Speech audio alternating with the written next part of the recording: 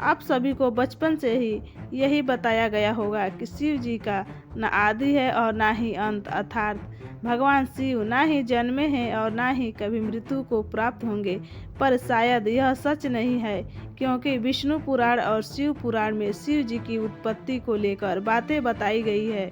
यहाँ तक कि श्रीमद् देवी महापुराण में शिव जी के माता और पिता का भी वर्णन मिलता है। तो आखिर कौन है शिव जी के माता और पिता? कुछ लोगों का यह मानना है कि ब्रह्मा ही शिव जी के पिता हैं, और क्योंकि विष्णु पुराण की एक कथा के अनुसार शिव जी का एकमात्र बाल रूप है जिसे हम रुद्र के नाम से जानते हैं, और माना जाता है कि रुद्र के पिता स्वयं ब्रह्मा है। पर आखिर इसकी सच्चाई क्या है, और पूरे संसार को शिक्षा देने वाले शिव ने अपनी शिक्षा कहाँ से प्राप्त की? तो चलिए आज जानते हैं शिव जी के जन्म का असली रहस्य। लेकिन उससे पहले वीडियो को लाइक करके कमेंट में हर हर महादेव जरूर लिखें। शिव पुराण के अनुसार शिव जी अजन्मे हैं, यानी कि उनका जन्म नहीं हुआ है, और वे स्वयंभू हैं, यानी कि खुद से ही उत्पन्न हुए हैं। क्या इसका मतलब यह है कि शिव जी के ना तो माता है और ना ही पिता? लेकिन विष्णु पुराण में तो कुछ और ही लिखा मिलता है, जिसके अनुसार विष्णु जी के नाभि से निकले कमल से ब्रह्मा जी की उत्पत्ति हुई, और उनके माथे से तेज से शिव की उत्पत्ति हुई, जिसके कारण शिव जी को ज़्यादातर समय ध्यान मुद्रा में दिखाया जाता है। लेकिन शिव पुराण में तो इसका उल्टा लिखा मिलता है, जिसके अनुसार एक बार जब शिव जी अपने घुटनों को मल रहे थे तो उनके घुटनों के मैल से श्री हरि विष्णु की उत्पत्ति हुई। अब इस मामले में तो दोनों पुराणों में अलग अलग बातें बताई गई है, परंतु विष्णु पुराण की एक और कथा के अनुसार ब्रह्मा ही शिव जी के पिता हैं। क्या यह सच है? तो चलिए जानते हैं इसकी सच्चाई। लेकिन उस कथा को समझने से पहले एक और कथा को जान लेते हैं, जो काफ़ी ज़्यादा प्रसिद्ध है। और इसी कथा के अनुसार शिव जी को आदि अनादि का दर्जा मिला, यानी कि ना ही उनका कोई शुरुआत है और ना ही अंत। दरअसल एक समय की बात है, भगवान विष्णु और ब्रह्मा में यह बहस छिड़ गई कि उन दोनों में से कौन ज़्यादा महान है। ब्रह्मा को अपने सृष्टिकर्ता और सृष्टि को रचने का अभिमान था, वही विष्णु को इस जगत के पालनहार होने का घमंड था। दोनों के बीच की बहस काफ़ी बढ़ गई। तभी दोनों के बीच में एक विशालकाय खंभा आ खड़ा हुआ। उस खंभे के अंदर से आवाज़ आई कि जो भी इस खंभे का आखिरी हिस्सा खोज लेगा वही सर्वश्रेष्ठ होगा। यह सुनकर दोनों ने खंभे का आखिरी छोर खोजने का निर्णय लिया। ब्रह्मा जी ने एक हंस का रूप धारण किया और खंभे का ऊपरी हिस्सा खोजने के लिए उड़ चले। वहीं विष्णु ने एक वराह का रूप लिया और खंभे का निचला हिस्सा खोजने को निकल पड़े। हजारों वर्षों तक खोजने के बावजूद दोनों को उसका आखिरी छोर नहीं मिला, जिसके पश्चात वे थक हार कर वापस लौट आए। अंततः खंभे के भीतर से शिव जी प्रकट हुए। यह कथा यह दर्शाती है कि शिव जी का ना तो आदि है और ना ही अंत। लेकिन दोस्तों, क्या आपको पता है इसी दौरान जब विष्णु और ब्रह्मा थक हार कर वापस लौटे और जब शिव जी प्रकट हुए, तब उन्होंने दोनों से पूछा, क्या आपको खंभे का आखिरी छोर मिला? विष्णु ने निराशा भरे शब्दों में कहा कि मैं इसका आखिरी हिस्सा खोजने में असफल रहा। परंतु ब्रह्मा जी ने यह झूठ बोला कि वह इसका आखिरी हिस्सा खोजने में सफल रहे। यह बात सुनकर शिव जी काफ़ी क्रोधित हुए और ब्रह्मा को श्राप दिया कि आज से पृथ्वी लोक पर तुम्हारी कोई पूजा नहीं करेगा, जिसके कारण आज भी ब्रह्मा जी का ना तो ज़्यादा कोई मंदिर है और ना ही उन्हें पूजा जाता है। वैसे दोस्तों, इसके पीछे एक और कथा है जो भगवान ब्रह्मा और उनकी पुत्री से जुड़ा हुआ है, पर हम उसकी बात किसी और वीडियो में करेंगे। अभी हम यह जान लेते हैं कि क्यों शिव जी को ब्रह्मा का पुत्र बताया जाता है। आखिर इसके पीछे क्या सच्चाई है? तो चलिए अब इस कथा को भी जानते हैं। विष्णु पुराण के अनुसार सृष्टि के प्रारंभिक काल में जब सब कुछ यानी कि पूरा ब्रह्मांड जलमग्न था, ना कोई देवता, ना दानव और ना ही कोई जीव जंतु, तब केवल श्री हरि विष्णु ही क्षीर सागर पर शेषनाग पर विश्राम कर रहे थे और उनकी नाभि से निकले कमल से ब्रह्मा जी की उत्पत्ति हुई। इसके पश्चात ब्रह्मा जी और विष्णु जी इस सृष्टि की उत्पत्ति और रचना को लेकर बातें करने लगे। इसी दौरान शिव जी की वहाँ प्रकट हुए। जब शिव जी वहाँ प्रकट हुए तब ब्रह्मा ने उन्हें पहचानने से इनकार कर दिया, जिससे शिव रूठ गए और वहाँ से चले गए। तब विष्णु ने ब्रह्मा को दिव्य दृष्टि प्रदान की, जिसके पश्चात ब्रह्मा जी को अपनी गलती का एहसास हुआ। तब ब्रह्मा जी ने शिव जी से माफ़ी मांगी और उनसे यह वरदान मांगा कि उनके पुत्र रूप में जन्म ले। शिव जी ने ब्रह्मा की प्रार्थना स्वीकार की और उन्हें आशीर्वाद दिया कि वे उनके पुत्र रूप में जन्म लेंगे।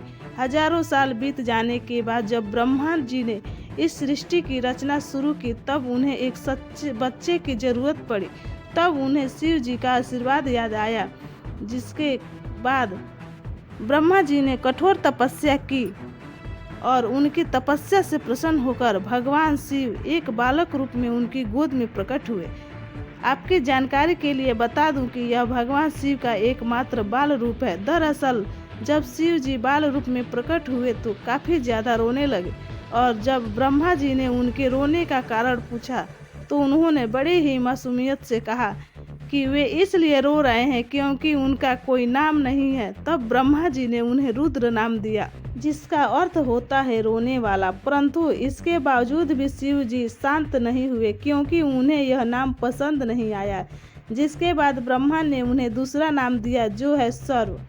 पर शिव जी को यह नाम भी पसंद नहीं आया। जिसके बाद ब्रह्मा ने उन्हें और भी नाम दिए, जैसे भव, उग्र, भीम, पशुपति, ईशान, महादेव। और इसी तरह ब्रह्मा जी ने शिव जी को 108 नाम दिए और माना जाता है कि यह सारे नाम धरती पर ही लिखे गए थे।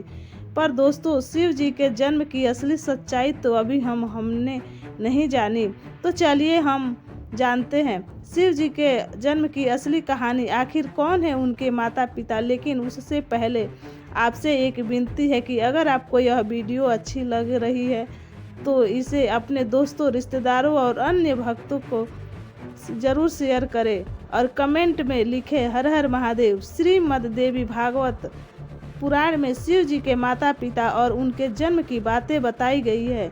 यहाँ तक कि इसमें त्रिदेवों यानी कि ब्रह्मा और विष्णु के भी जन्म की सच्चाई देखने को मिलती है। दरअसल जब हम शिव कहते हैं तो वह निराकार ईश्वर की बात होती है, और जब हम सदा शिव कहते हैं तब ईश्वर महान आत्मा की बात होती है, और जब हम शंकर यानी महेश कहते हैं तो सती या पार्वती के पति महादेव की बात होती है।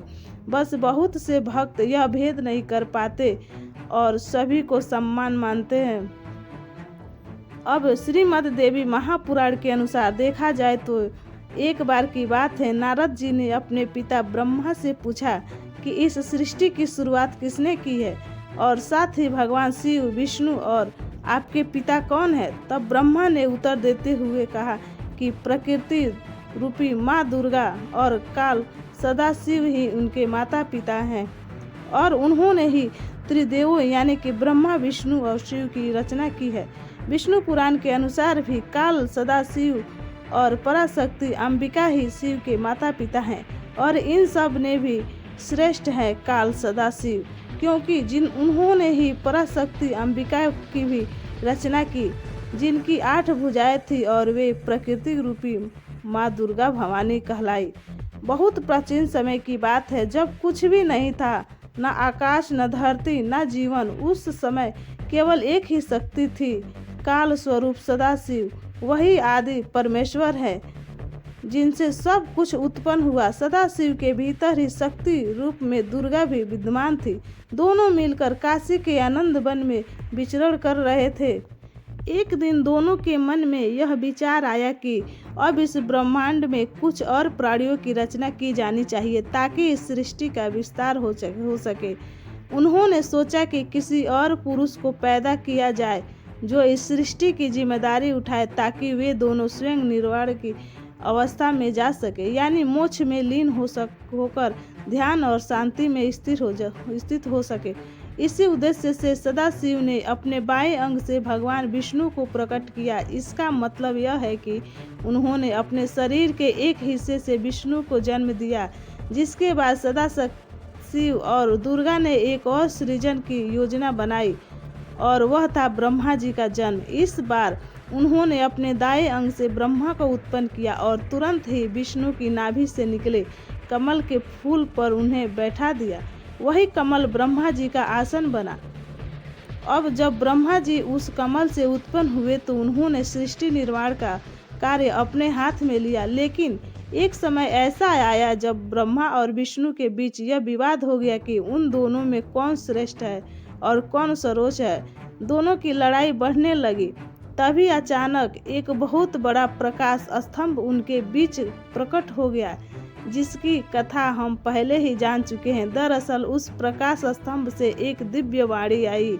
वह खुद ज्योतिर्लिंग रूप में काल थे। उन्होंने ब्रह्मा और विष्णु से कहा, पुत्रों, तुम दोनों ने बहुत तपस्या की है और इसी कारण तुमने मुझसे दो विशेष कार्य प्राप्त किए हैं। एक है सृष्टि का कार्य यानी कि जन्म देना, जो ब्रह्मा का काम है, और दूसरा है पालन का कार्य यानी कि सृष्टि को चलाना, जो विष्णु का काम है। इसी प्रकार मेरा एक और रूप है रुद्र, जिससे मैंने संहार यानी कि विनाश के कारण कार्य के लिए उत्पन्न किया है। लेकिन काल सदाशिव ने यह भी स्पष्ट किया कि एक कार्य ऐसा है जो कोई नहीं कर सकता, और वह है कृपा करना। यह केवल सदाशिव ही कर सकते हैं।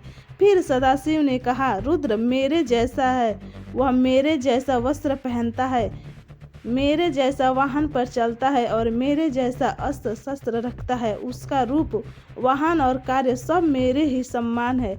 इस प्रकार यह कथा हमें बताती है कि इस संपूर्ण ब्रह्मांड की रचना सदाशिव और शक्ति रूपी दुर्गा से हुई है। ब्रह्मा, विष्णु, रुद्र, महेश ये सभी उनके अंग हैं और उन्होंने अलग अलग कार्यों की जिम्मेदारी ली है ताकि सृष्टि ठीक तरह से चल सके। पर मित्रों, शिव जी की कहानी यहीं पर खत्म नहीं होती। एक और रोचक कथा है। इसके अनुसार एक बार कुछ साधु संतों ने भगवान शिव से उनके जन्म के बारे में पूछा। तब भगवान शिव ने जो उत्तर दिया वह चौंकाने वाला था।